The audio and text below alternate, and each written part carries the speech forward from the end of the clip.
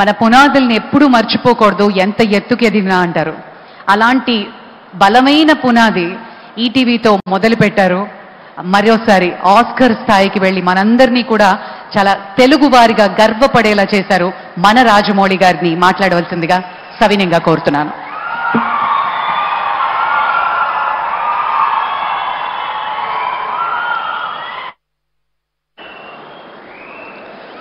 అందరికీ నమస్కారం అండి. రామోజీరావు గారు ఎన్ని శిఖరాలు అధిరోహించారు,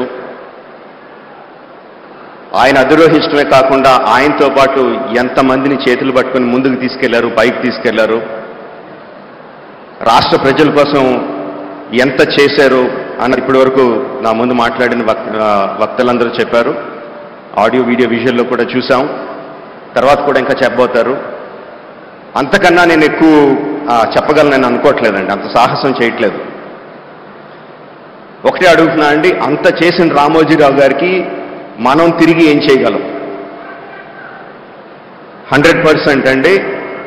ఆంధ్రప్రదేశ్ రాష్ట్ర ప్రభుత్వాన్ని, తెలంగాణ రాష్ట్ర ప్రభుత్వాన్ని, కేంద్ర ప్రభుత్వాన్ని కూడా రిక్వెస్ట్ చేస్తున్నాను ఈ వేదిక మీద నుంచి, రామోజీరావు గారికి భారతరత్న ప్రదానం చేయడం సముచితం, సబబు. నమస్కారం అండి. Thank you.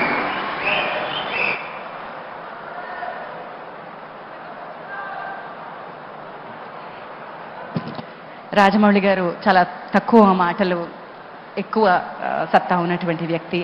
సేమ్ రామోజీరావు గారి ప్రిన్సిపల్ కూడా అదే.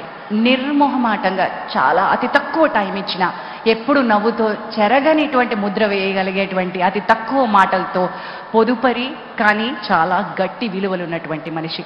మరి ఈరోజు మనతో